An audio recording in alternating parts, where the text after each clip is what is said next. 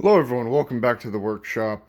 Today, there's going to be a lot of little progress updates, just little videos showing how I got to this point. Now, I did forget to film an intro for this video, so you guys are seeing after the fact, after all the work has been done, but keep watching. Progress report on the Reed Prentice.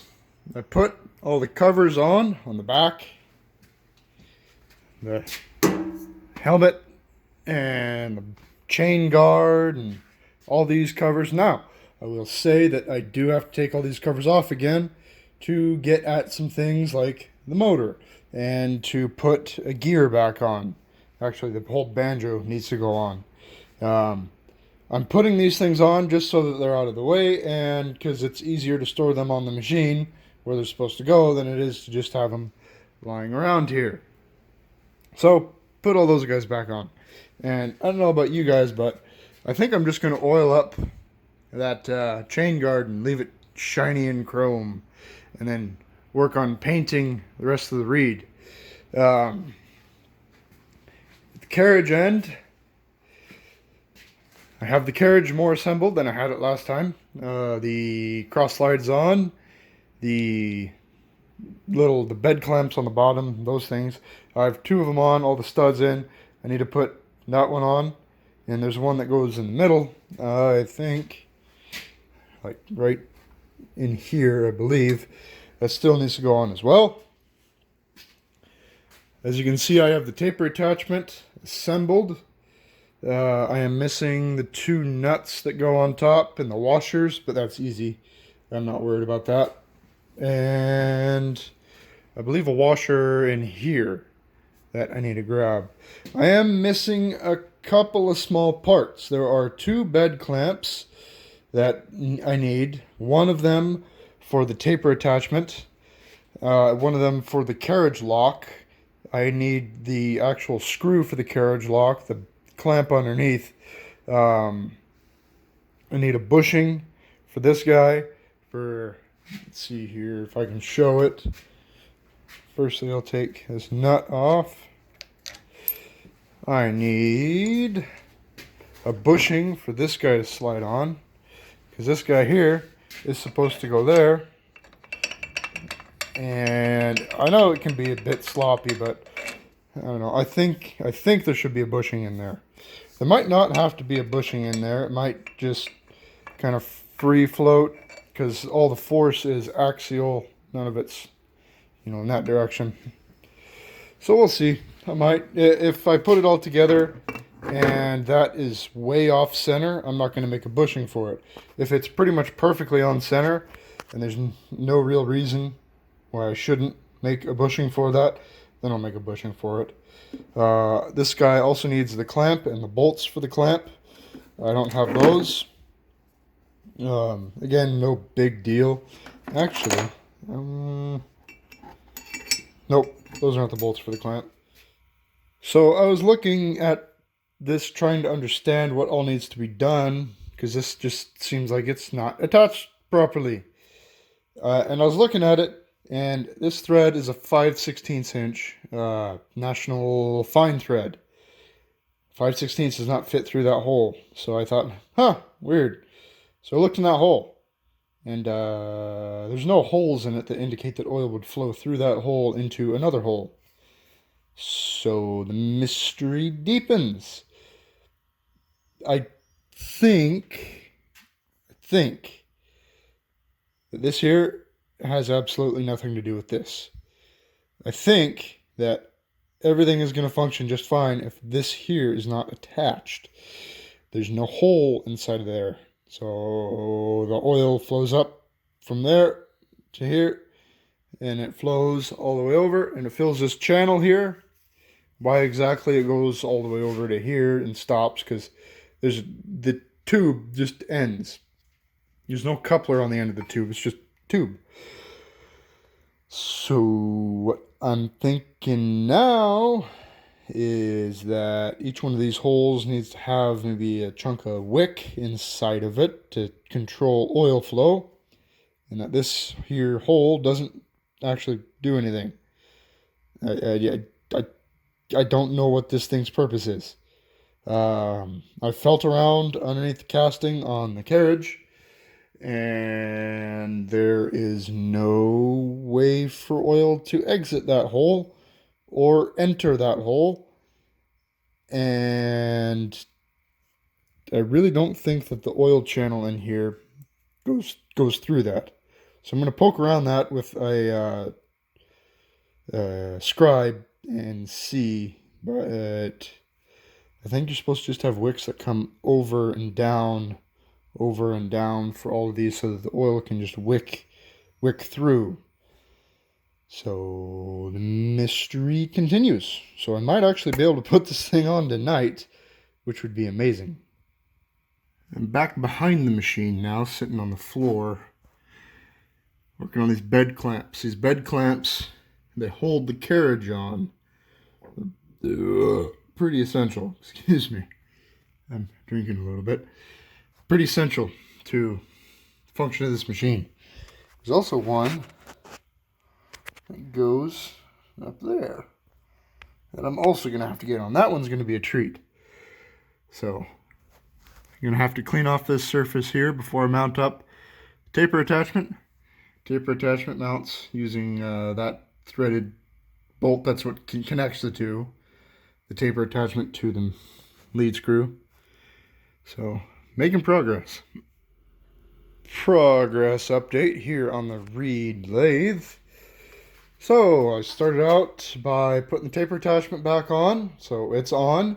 There is a gib missing in it that I still need to put in. However, everything is accessible even with it installed. And then of course I put the compound back on, and the cross slide is fully working now. I have it this far extended just to make sure I could put oil in the apron, because the apron is the next thing to go on. So I'll get that up. I'll use the car jack. It has a wooden base that's bolted to it underneath. So jack it up and then get the bolts in it and pull it tight. So that's the next step. This is going to be the last progress report for tonight. I'll probably pick up this video tomorrow. But the carriage is on. And let me tell you, this thing is sweet. You see this mass here? All of this weight. You know, this apron or saddle. No, apron. Sorry. This apron has to weigh 200 pounds. It's huge. And this weighs just as much. And these parts, they're all, you know, I'm moving a good amount of weight. At least, I would say 600 pounds maybe. I'm not a very good guess of weight, but I would guess about 600 pounds worth. And it's pretty easy to move. Progress update on the Reed Prentice lathe. I'm putting the lead screw on, and I've found something I think you guys might find interesting. See, there's a pack of discs, thrust bearings for this, and they need to go in a very, very, very specific order. So the first piece that goes on is going to be this guy. What direction, you might ask? I don't know, because both these sides look the exact same. So this guy goes on. The reason this goes on first is because there's a little keyway here. So that goes on first. And then one of the brass bushing goes on. Brass bushings, thrust bearings, whatever you might want to call them. Wipe it off and assemble. And then after that, one of these guys goes on. Now, how do I know that this goes on? Because in the bushing here, there's that little dimple. That dimple, and yes, I know that bushing is painted and it's not great, but whatever. That dimple matches this here. So whenever this is on there, this steel does not spin. And then there's a matching one on the back of this here. So I have two of these that have these dimples in them. So 2 of those. This guy is last. I know this is last because it has that little peg sticking out of it. And there is a keyway on here. Right there. And so that peg engages with the keyway.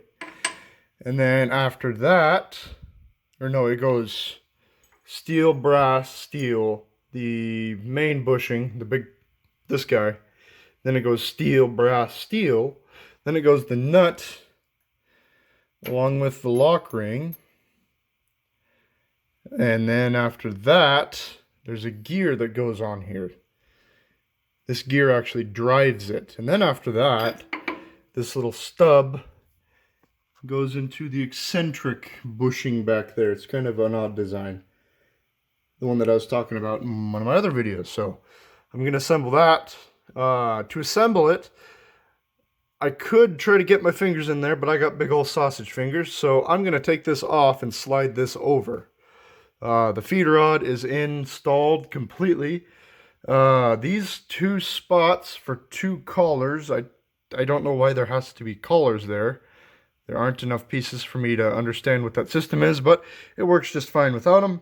So I'm going to omit those 2 collars because you guys will see later, but there's a mechanism down there that keeps the rod captured quite well. So I'm not worried about the feed rod moving at all. Plus, you know, it's pinned there, pinned twice over there. So yeah, I don't know what those do. If you know, please let me know. So I'll get this done and bring you back. All right, this is going to be the last progress update for this video. I have the clutch rod, the feed rod, and the lead screw installed. And I think I've figured out why this machine was taken out of service. When you traverse the carriage, this clutch handle here is so wore out that it actually grabs that clutch rod and keeps the carriage from moving, which is kind of annoying. But I can fix that. I'll have to take that all apart again. But that's pretty easy to fix. Well, maybe not easy, but I can fix it. So that works. The bottom of the apron is on. I still need to replace that block of wood with the proper sight glass. I made sure that the pump worked. The pump, not the greatest fan of it, I will completely admit, because it only works whenever the feeds are engaged. It doesn't work whenever you're threading or you're just moving the hand wheel. A lot of the ones that work, they work every time you're moving the hand wheel. You're moving the hand wheel, it's pumping oil. But I'm not super worried about it. I am still missing a bunch of pieces, which is fine. A lot of them I can make. The one I cannot make is the big gib for the taper attachment. Still need to get some nuts for those parts. I still need to make a clamp here, the bolts and the clamp there, and bolts and clamp there. This guy, which I was going to make a bushing for, I will not be making a bushing for this end over here because the rod is held eccentrically in there. So it's not held in the center, the rod is. So it's just kind of 2 bushings that push and pull and on the taper attachment. So that's no big deal. Easy. The chuck is on it now, the 18-inch Cushman chuck, and let me tell you, that is a sexy looking lathe. It's a big ass chuck, so that's nice. It does spin, but another issue that might have put it out of commission as well is anytime the gears back here are engaged. Let me spin it a little bit. Get it to a point here. I'll sit you guys down for a second. I've got to use 2 hands for this. There we go. So, gears now engaged.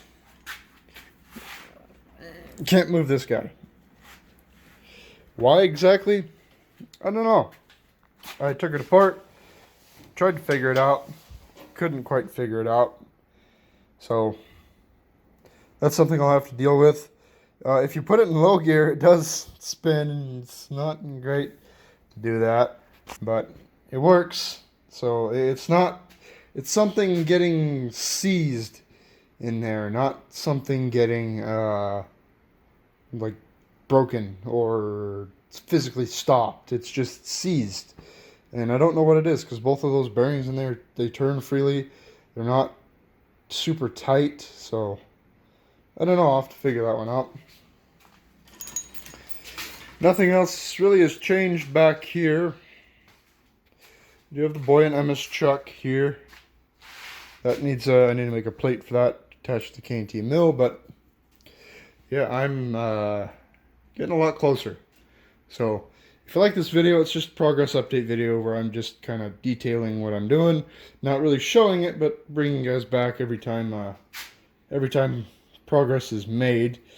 I'm gonna make one more of these on this machine. I still need to finish up the crane. I need to finish up a lot of little details in the feet and the chip pan. Those are the two big things right now that I need. So yeah, I'm super, super excited. Tired. It is my birthday, but excited. So thank you for watching, liking, and subscribing, and have a good day.